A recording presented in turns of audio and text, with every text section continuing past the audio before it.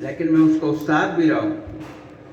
یہ تھوڑی سی ڈاکومنٹری میں شاید ہائی اسکول نمبر 2 لکھا گیا، وہ پائلٹ ہائی اسکول نمبر 1 میں پڑھے تھے، جو ریاست کا بہت پرانا اسکول ہے جس کو 100 سال ہو گیا ہے. یعنی یہ 1923 میں قائم ہوا تھا، آج 2023 ہے. اور اسی ادارے میں شیخ عبداللہ مرحوم جو ہیں وہ بھی یہاں خدمات انجام دے کر گئے. تو یہ اس نوجوان نے، آپ نے یہ کبھی نہیں سنا ہوگا کہ اس نے ریاست کے وسائل کھائے، ہڑپ کیے، یا کہیں یہ بکا جھکا.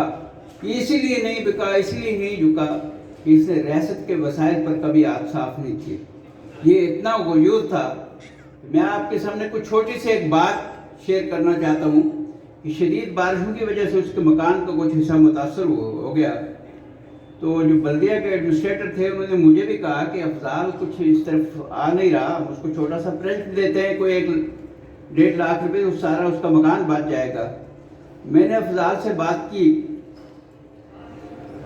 لیکن افضال کی جو بات تھی، جو اس کا جواب تھا، وہ ہم سب کے لیے بڑی ہمت ہے. افضال نے کہا سر یہ بات ٹھیک ہے کہ پیسے مجھے مل جائیں گے، لیکن ان پیسوں سے میرے ضمیر کا سودا ہو جائے. میں ریاست کے وسائل ہڑپ کرنے والوں کے ساتھ نہیں ہوں، میں ریاست کے وسائل ہڑپ کرنے والوں کے خلاف بات کر رہا ہوں. اس ریاست کے وسائل پر میرے مجبور و محقور لوگوں کا حق ہے جو انہیں مل نہیں رہا. ہم اس کے لیے بات کر رہے ہیں، لوگ اس کے لیے میرے ساتھ کھڑے ہیں.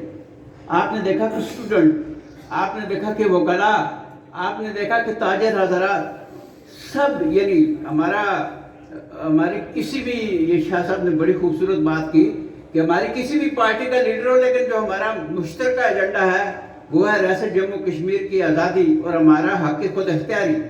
تو اس مشن کے لیے اس نے جن اہم ٹارگٹس کو اپنا جو ہے زیادہ راہ بنایا ہوا تھا کہ حق ملکیت کی بات کی، اس نے قومی آزادی کی بات کی، اس نے یہ مظفر آباد بچاؤ تحریک یا دریا بچاؤ تحریک